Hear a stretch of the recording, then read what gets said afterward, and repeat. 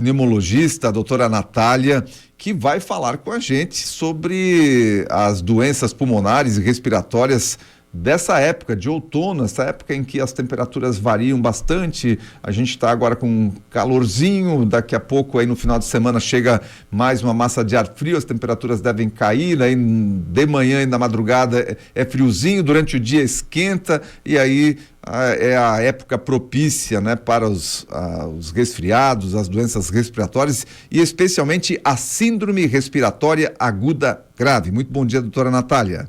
Muito bom dia, Odair, a todos os ouvintes da Rádio Cultura. Muito bem, o que é a síndrome respiratória aguda grave? É uma síndrome, como o nome diz, grave, que pode levar as pessoas à UTI. O exemplo mais recente que a gente teve de muitos casos de síndrome respiratória aguda grave foi com a pandemia do Covid, que as pessoas iam para a UTI por causa dessa síndrome. Ela pode ser causada por infecções virais, mas existem várias outras causas que podem causar inflamação sistêmica e essa inflamação atingir ambos os pulmões. Quando atinge os dois pulmões e a pessoa começa a ter uma diminuição da oxigenação no sangue, aí pode levar essa síndrome em que precisa de intubação e ventilação mecânica no ambiente de UTI, até os pulmões se recuperarem e a pessoa poder ser então extubada, que é o termo que a gente usa, para sair da ventilação mecânica e haver essa melhora a posteriori. Mas isso então, essa síndrome respiratória aguda grave, ela pode começar como um simples resfriado, uma gripe, e pode evoluir para essa situação então. Exatamente. Existem pessoas que têm um risco aumentado de evoluir para essa síndrome, que são as pessoas que têm imunidade mais baixa, por exemplo, crianças pequenas, idosos. No caso do vírus da influenza, sabemos que as gestantes e puérperas têm um risco aumentado de evoluir com essa síndrome, o que não é visto com o Covid, mas com a influenza isso já é documentado. Pessoas que são transplantadas ou que têm doenças autoimunes e tomam medicações imunossupressoras, todas essas são populações de risco e também são as populações que são primeiramente vacinadas nessa época da vacinação, da campanha da influenza. Lembrando, inclusive, que nesse sábado vai ser o dia D, né, da vacinação aqui em Timbó, só para lembrar a população. Quem não consegue se vacinar durante a semana tem a oportunidade no sábado. Então, e assim, por que a vacina da gripe ocorre nessa época do ano? Essa é uma dúvida que muitas pessoas têm. A influenza é uma doença sazonal e ela começa geralmente nessa época. A gente não consegue adivinhar qual vai ser a semana em que a gente vai começar a ter mais casos de influenza. Baseado nos anos anteriores, e a gente chama de semana epidemiológica, a semana epidemiológica que começou a ter mais casos de influenza, a gente se prepara então para começar a vacinação cerca de um mês antes. Então a gente começa com a campanha de vacinação, porque a gente sabe que a imunização para a influenza tem uma duração efêmera. Por isso a gente precisa se vacinar todos os anos. E o vírus influenza sofre muitas mutações. Então a vacina que a gente recebe agora em 2025 não é a mesma vacina que a gente recebeu no ano passado nem nos anos anteriores. Então existem doenças que a gente toma uma dose a cada 10 anos, por exemplo, do tétano, e a vacina da influenza realmente precisa ser anual. Muitas pessoas perguntam por que dessa diferença e é justamente porque existem doenças, vírus que sofrem muitas mutações e outras doenças que não têm esse tipo de mutação ao longo do tempo. Isso é uma característica do vírus da gripe que muta justamente se adaptando e é uma mutação rápida, não é aquela mutação que leva anos para se adaptar a uma nova realidade. Não, de ano em ano temos novas variações então. Isso, e a vacina que a gente recebe aqui no Hemisfério Sul agora é baseada na influenza que causou o maior número de infecções graves no Hemisfério Norte. Então, é tudo uma questão de epidemiologia, eles fazem esses estudos e depois para o inverno do Hemisfério Norte eles fazem o mesmo estudo com as cepas que fizeram os maiores casos aqui no Sul para fazer a vacina para lá. E assim vai durante todo o ano.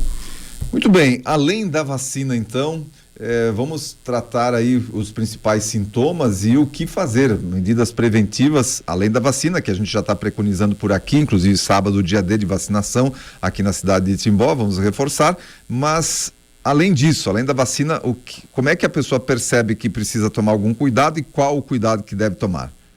As populações de risco que eu comentei, a gente sempre orienta.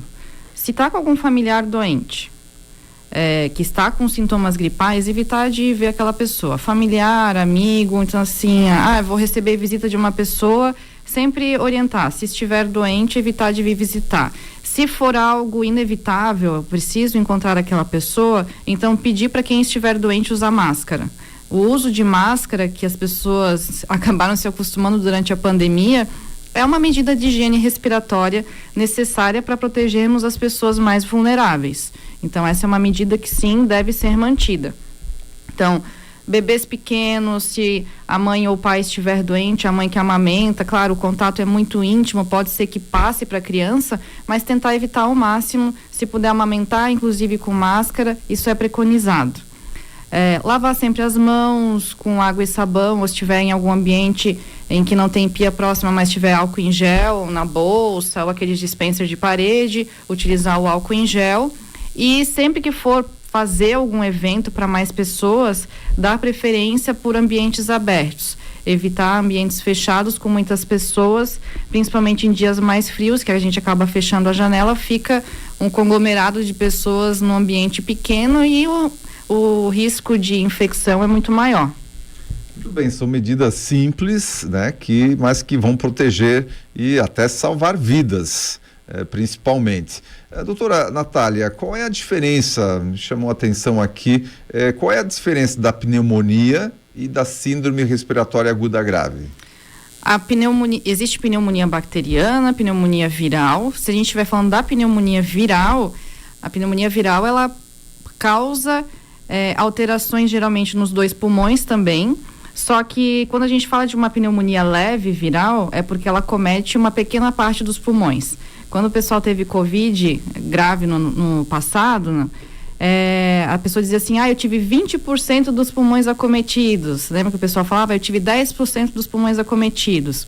A síndrome respiratória aguda grave pelo Covid é uma pneumonia viral, só que evolui mais grave porque tem um acometimento maior. Quanto maior o acometimento, mais isso vai influenciar na oxigenação de sangue e maior a probabilidade de o paciente precisar de UTI. Então, na verdade, a síndrome respiratória aguda grave é uma evolução da pneumonia quando ela acomete geralmente mais de 50% dos pulmões. Mais de 50% dos pulmões. E a bacteriana daí é por bactéria, são casos aí que... como é a pneumonia por bactéria, como é que se pega esse tipo de pneumonia? A pneumonia bacteriana geralmente é por micro-organismos que a gente tem na própria orofaringe. Então, nós temos, no nosso corpo inteiro a gente é colonizado por bactéria, no nosso intestino, nossa orofaringe, e geralmente são esses próprios micro-organismos que por microaspirações para o pulmão a gente acaba desenvolvendo a pneumonia. Como o nosso sistema imunológico geralmente ele é bom, funciona, dá conta, a gente não desenvolve nada, mas também nas populações mais vulneráveis existe um risco de fazer um quadro de pneumonia. Então, geralmente são bactérias que a gente tem na via aérea superior. Para evitar as pneumonias bacterianas, também existem vacinas para esses germes que causam majoritariamente esses casos de pneumonia, como o pneumococo, o hemófilos. Então, a gente tem essas vacinas que também são disponíveis na rede pública para certas populações e também na rede privada. Mas, geralmente, é por micro-organismos que a gente tem na própria orofaringe. A diferença da pneumonia bacteriana para a pneumonia viral, os sintomas são um pouco diferentes. Quando a gente fala de síndrome gripal, o que a gente se refere? Espirros, dor de garganta e coriza. A tosse ocorre em ambos, mas espirro, dor de garganta e coriza geralmente ocorre em síndromes gripais. Covid, influenza, vírus sincicial respiratório, rinovírus, metapneumovírus, existem vários vírus respiratórios, não só influenza e Covid. A pneumonia bacteriana é um pouco diferente, pode causar febre alta, tosse, dor no peito para respirar, que o pessoal chama, a pontada de pneumonia, porque realmente dá dor para respirar, tosse com secreção, às vezes a pessoa tem um escarro purulento e não ocorrem os sintomas gripais como a gente tem na pneumonia viral. Outra diferença é que a pneumonia bacteriana geralmente acomete só um dos pulmões. Pode acometer os dois, mas geralmente é só um deles. E quando é mais grave, que a inflamação se torna sistêmica, que a gente fala, também pode causar um quadro de síndrome respiratória aguda grave. Muito bem, então, recado final, doutora Natália, para os nossos ouvintes com relação aos cuidados para a prevenção da síndrome respiratória aguda grave, que é um quadro que tem se visto muito mais casos agora, mais recentemente, e também para se precaver justamente nesse período que antecede o inverno. Principalmente as pessoas que têm doenças crônicas, doença cardíaca, diabetes, que já tem alguma doença pulmonar, o ideal é seguir essas recomendações que eu falei, usar máscara, se for se expor a outras pessoas doentes, ou pedir para a pessoa doente utilizar a máscara, lavar sempre as mãos, preferir ficar em ambientes abertos.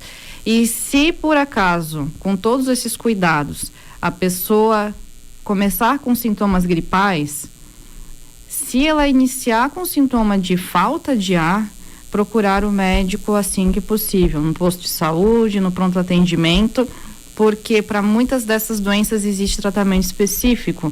Lembrando que para a influenza existe o oseltamivir, que é o Tamiflu, que se iniciado nos primeiros dias ele é eficaz para prevenir a síndrome respiratória aguda grave, e no caso do Covid existe uma medicação que se chama Paxlovid, que também pode ser utilizada.